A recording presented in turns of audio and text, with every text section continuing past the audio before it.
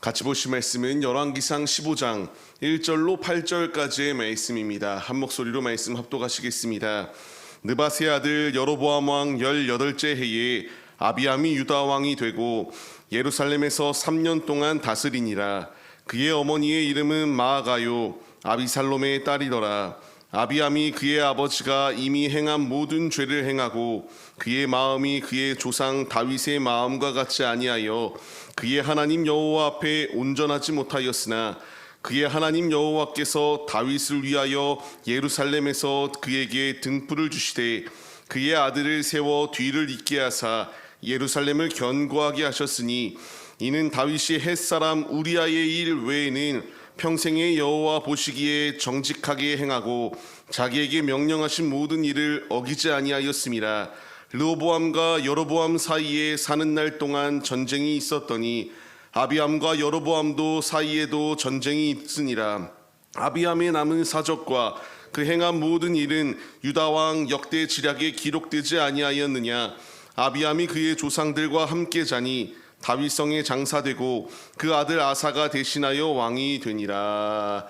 아멘. 할렐루야. 오늘도 예배의 자리 가운데 모이신 성도님들 주님의 이름으로 환영하고 축복합니다.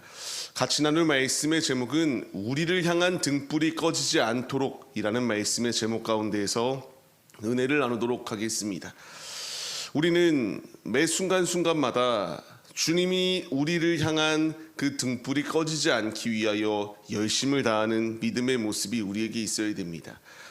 누구나 하나님 앞에, 우리는 예수 그리스도 앞에 심판대 앞에 설 수밖에 없습니다. 그 행한 대로 보응을 받는다라는 것을 분명히 성경 곳곳의 말씀들을 통하여 우리에게 명령하여 주시고 있는데, 내가 주의 말씀에 순종하여 주님을 영접함으로 영생의 자리에 거할 것이냐, 아니면 끝없는 불순종 가운데에 지옥의 자리 가운데 떨어질 것이냐, 선택의 기로 가운데에 우리가 놓여 있습니다. 주님이 그 가운데에서 우리에게 원하시는 것은 불순종의 모습이 아니라 순종하여 믿음의 길을 걸어가는 우리들의 모습이 되기를 원하신다라는 사실을 우리가 잊지 말아야 됩니다. 세상은 방탕합니다. 세상은 세상의 것이 최고인 것처럼 행동합니다. 그러나 하나님은 하나님의 자녀들에게 이 세상의 부귀영화가 영원한 기쁨이 아니요 주님 안에 거하여 영원한 나라를 상속받는 것이어야지만이 진정한 기쁨이다라는 사실을 우리에게 말씀하여 주고 계세요. 우리가 그 길을 걸어가기 위하여 힘쓰는 믿음의 모습으로 서야 됩니다. 오늘 말씀에서 보게 되면은 이제 르호보암이 이와 같이 아비암이라고 하는 그가 유다의 왕으로 등극하게 되었습니다. 이제 그가 왕으로 등극하게 되었을 때에 3년 동안 나라를 다스렸다라고 이렇게 나오고 있어요. 근데 그에게 문제가 있었습니다. 3절 말씀과 같이 그의 아버지가 행하였던 모든 죄를 그대로 답습하였던 것이 그의 모습이었다. 다윗이 원하였던 대로 다윗이 하나님을 사모하며 나아갔던 그 모습이 아니라 오직 그의 아버지에게서 배웠던 그 모든 죄악의 모습이 그에게 그대로 나타났다라고 말합니다. 역대의 말씀을 보게 되면요, 이 아비야와 동일 인물이거든요. 그때에 그는 그 북이스라엘과의 전투 가운데서 크게 승리하였던 자였습니다. 그가 무찔른 자가 50만 명이었더라고 말하고요. 21절 말씀을 보게 되면은 점점 더 강성하여졌다라고 합니다. 분명히 그에게 있어서 육신적으로는 성공의 시기였습니다. 비록 기간은 3년이라 짧지만 그 기간 가운데서 나라가 강성해졌어요. 인간적으로 봤을 때에는 북이스라엘과의 이 전투 가운데서 대승을 거둘 정도로 힘이 막강한 자리 가운데 있었던 것이 그의 모습이었습니다. 그런데 육신적으로 이와 같이 승승장구하였던 것이 승리일까라는 것을 고민해 봐야 됩니다. 육신적으로는 강성해졌는데요, 하나님을 버렸던 이들에게는 결국 영적으로는 더욱더 무너지는 자리 가운데 놓여 있었던 것이 그들의 모습이었습니다. 우리가 그 길을 걸어가지 아니하는가 점검해 봐야 됩니다.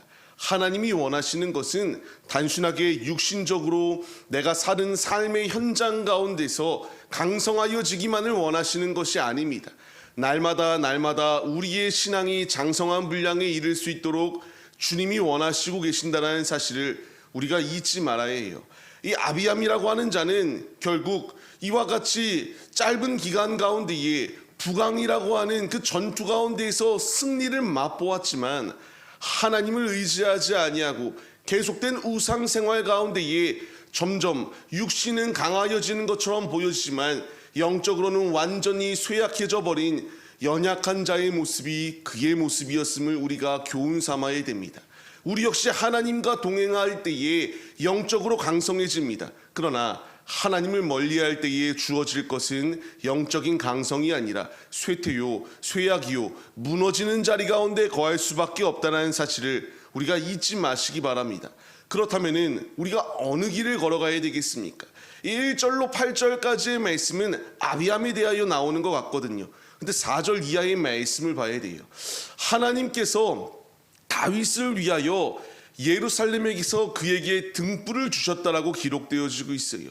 그렇기 때문에 예루살렘을 견고하게 하셨다라고 이렇게 기록합니다. 여기서 말하는 것이 무엇이냐면요, 다윗은 분명히 하나님을 위하여 삶을 살았던 자입니다. 하나님의 마음에 합한 자였어요. 5절 말씀을 보게 되면은 잠깐 그가 죄악에 오염되어 잘못된 길을 갔던 것도 분명히 있습니다.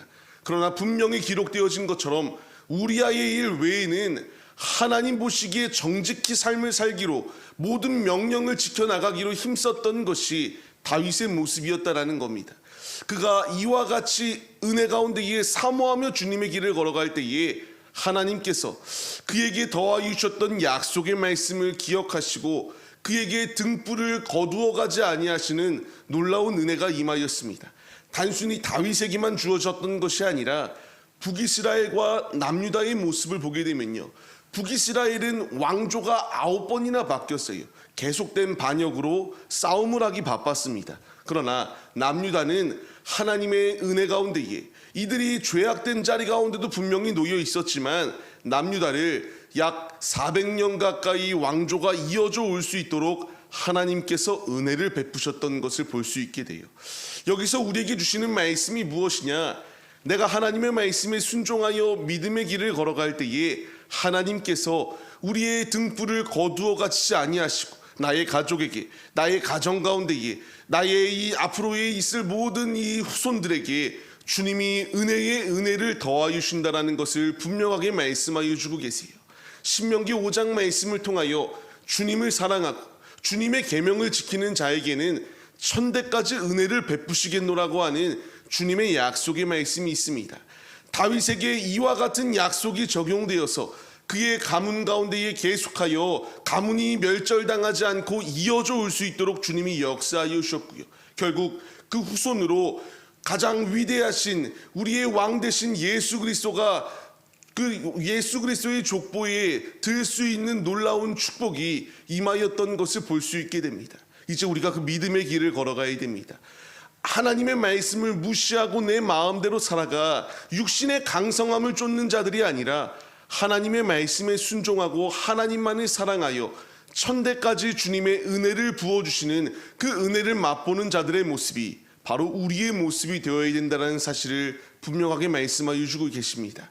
이제 우리가 이 말씀에 반응하여서 우리가 주님의 길을 걸어갈 때에 이와 같은 은혜가 임할 수 있다는 사실을 믿으며 주께로 나아가는 우리들이 되시기를 소망합니다. 주님 안에 거할 때에, 주님을 붙잡을 때에 주님은 우리를 기억하여 주실 뿐만 아니라 은혜의 자리로, 은혜의 품으로 우리를 이끌어 주십니다. 이 분명한 사실을 망각하지 아니하고 오직 신앙이 쇠퇴하는 것이 아니라 날마다 더욱더 부강하여져서 하나님의 영광을 나타내는 주님의 도구들이 되시기를 간절히 주님의 이름으로 축원합니다. 계속하여 말씀을 보게 되면은 다윗이 이 잘못된 행동 가운데서 용서함을 받을 수 있었던 분명한 비결은 회개할 때였습니다. 요한일서 말씀을 통하여 주님이 우리에게 말씀하세요.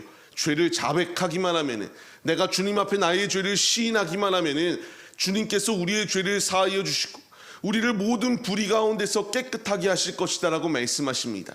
우리에게 필요한 것은 내가 죄를 숨기고 떳떳한 척하는 것이 아니라 진정 예수 이름 앞에, 예수 앞에 우리의 모든 죄를 끊고 자유함을 얻고 진실한 마음으로 주님의 길을 걸어가는 믿음의 모습이 우리에게 있어야 마땅합니다. 이제 다윗이 분명히 중범죄를 저질렀음에도 불구하고 용서받을 수 있었던 그 비결은 아버지께 참회하며 전심으로 충심을 다하여 기도할 때에 그를 용서하여 주셨던 것처럼 이제 우리도 우리 안에 분명히 죄악된 부분들이 드러나 있습니다. 숨기려고 하는 것이 아니라 예수 그리스도의 보혈의 피를 의지하여 그 모든 악한 것들을 끊으시고 주님 안에 미쁘신 주님 안에 자유함을 얻으시는 하나님의 자녀들이 되시기를 바랍니다. 어제도 말씀드렸지만 불순종의 길의 끝은 계속된 싸움밖에 있을 수 없습니다.